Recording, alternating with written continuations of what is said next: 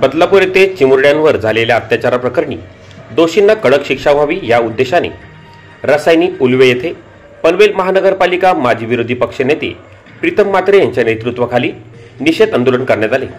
यावेळी जन आक्रोशन आंदोलनात उरण विधानसभा मतदारसंघ, महाविकास आघाडी व अनेक सामाजिक संघटना तसेच स्थानिक नागरिकांनी कैलासवासी मोरू नारायण म्हात्रे या चौकात सेक्टर 17 येथे आंदोलनात मोठ्या प्रमाणात सहभागी होत गुन्ह्यातील दोषींना कडक शिक्षा व्हावी व सर्वसामान्य आंदोलकांवरील गुन्हे सरकारने मागे घ्यावे अशी मागणी करत जोरदार घोषणा करण्यात आल्या।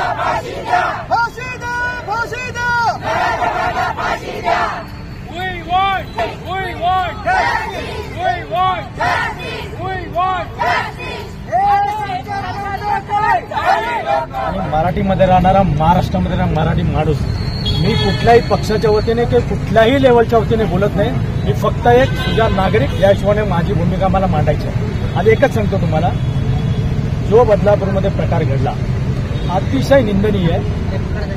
महाराष्ट्रामध्ये घडतोय, महाराष्ट्राच्या बाहेर घडतोय, तर कुठेतरी प्रत्येक भारताच्या सुजाण नागरिकाने आपापले पक्ष, आपापले सगळे बाजूला ठेवा।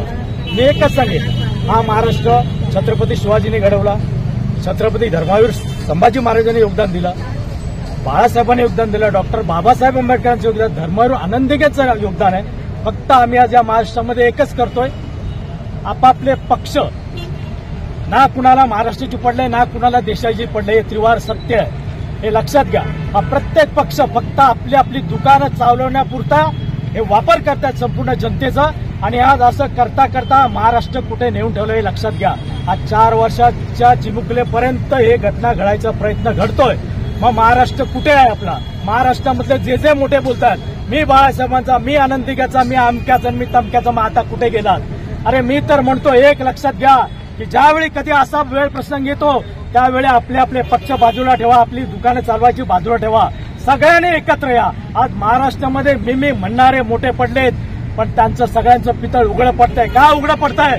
कारण महाराष्ट्राकडे कुणाची बोट दाखवण्याची हिंमत नव्हती। हा बलात्कार तर लांबची गोष्ट आहे, कारण या तुमच्या फालतू गुन्हे पडले, कारण आपल्या आपल्या पक्षासाठी प्रत्येकाने वाटून घेतलंय आणि या वाटणीमध्ये महाराष्ट्राचं वाटोळं होतंय।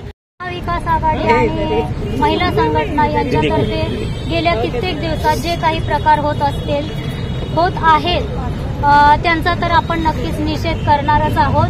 पण स्त्रियांना, महिलांना, मुलींना माझं एकच सांगणं आहे की महाराष्ट्र सरकारचा नवीन निर्णय आलेला आहे की आता राईड योजना, महाराष्ट्र सरकार राईड योजना चालू झालेली आहे।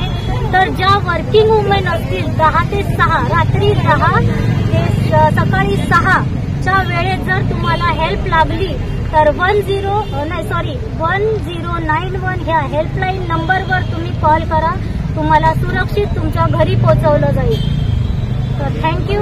आणि अजून एक सांगते की जे प्रकार आपल्या महाराष्ट्रामध्ये घडत आहेत गेल्या कित्येक दिवसापासून, अशा लोकांनी अशी नाही तर घर चौकात जाळलं पाहिजे। त्यांना त्या यातनेचा अनुभव झाला पाहिजे की यातना कशा असतात हे त्यांना कळालं पाहिजे। तर सर्व भावांना, बहिणींना एकच विनंती आहे, ह्यासाठी आपण जन आक्रोश आंदोलन चालू केलेलं आहे, ते थांबवू नका आणि ह्या सर्वांना न्याय मिळवून द्या। तोपर्यंत आपलं हे आंदोलन चालूच राहील। मागणी आमची ठाम राहणार आहे। इथे कुठल्याही पक्षाचा, कुठल्याही संघटनांचा हे नाहीये, ही सगळी आम जनता उल्वेकर रस्त्यावर उतरले। परंतु येणाऱ्या दिवसात मला वाटतं काही, आता तुम्ही बघाल, महिन्यात झालं, काही आठवड्यात झालं, आता काही तासांवर घटना घडायला लागल्यात। मग पुढे जाऊन करायचं काय मला समजत नाही। या सरकारने फार मोठ्या पद्धतीने जागं होणं गरजेचं आहे।